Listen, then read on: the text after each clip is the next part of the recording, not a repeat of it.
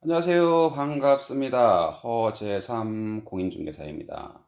제가 오늘 준비한 영상은 상가 건물 임대인이 기존 임차인이 주선한 새로 입주하는 임차인에게 나중에 권리금 요구를 하지 않겠다는 특약 사항을 요구해 임대인은 기존 임차인에게 권리금 회수 방해에 따른 손해를 배상해야 한다는 서울중앙지방법원 판결 내용을 말씀드리겠습니다.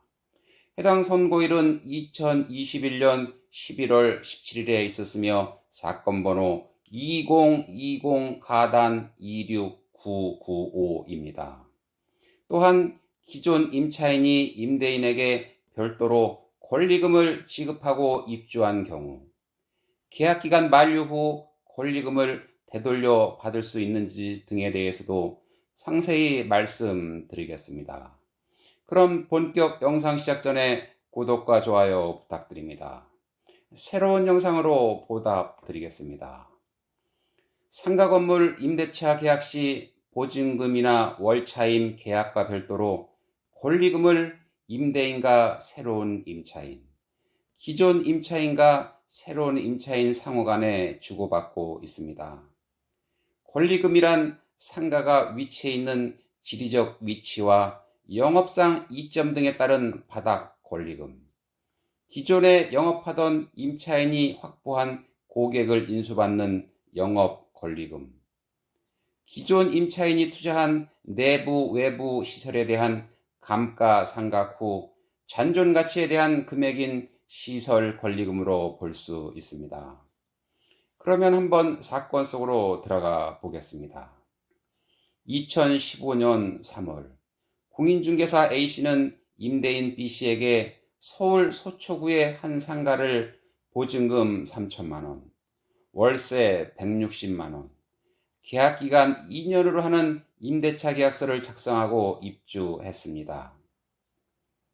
임차인 A씨는 입주 당시 상가 위치와 영업상 이점 등의 대가로 주고받는 바닥 권리금 명목으로 임대인 B씨에게 2천만 원의 권리금도 별도로 지급했습니다.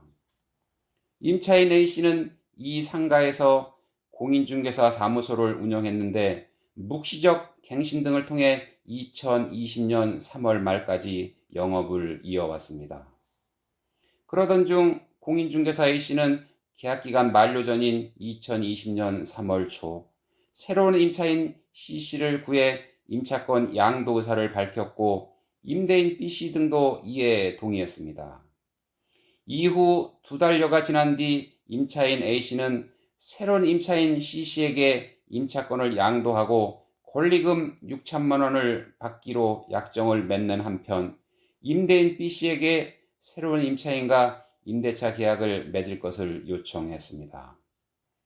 그런데 계약서 작성 과정에서 임대인 B씨는 새로운 임차인에게 계약기간 만료 후 임대인에게 권리금을 요구하지 않겠다는 확약서를 요구했고 이를 새로운 임차인이 거부하면서 임차권 양도가 무산됐습니다.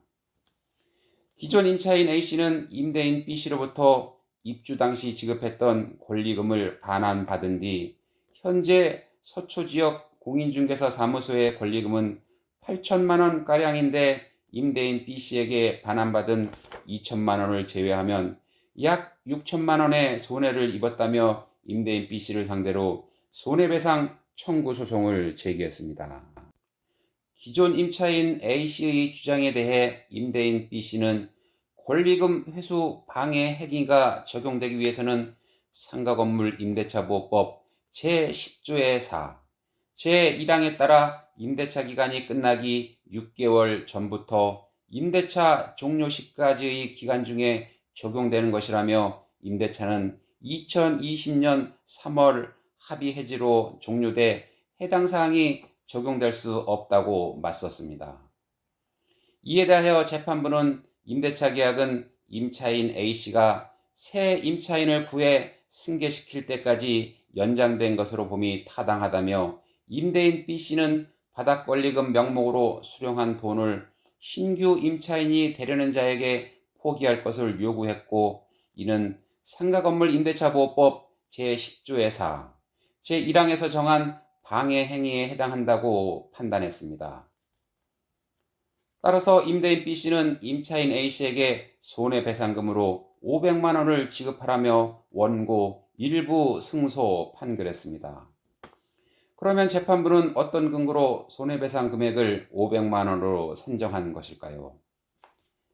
임대차 종료일 당시 상가 권리금 시세는 약 3천여만 원이고 임차인 A씨는 이 중 2천만 원을 임대인 B씨로부터 기존에 회수했기 때문에 임차인 A씨가 배상받을 손해액은 천여만 원이다. 그러나 감정 결과에 따른 권리금 상당액 중 A씨가 회수할 수 있는 시설 등에 관한 평가액이 700여만 원인 점 등을 종합하면 임대인 B씨가 임차인 A씨에게 배상할 손해액은 500만 원으로 제한함이 적절하다라고 판결했습니다.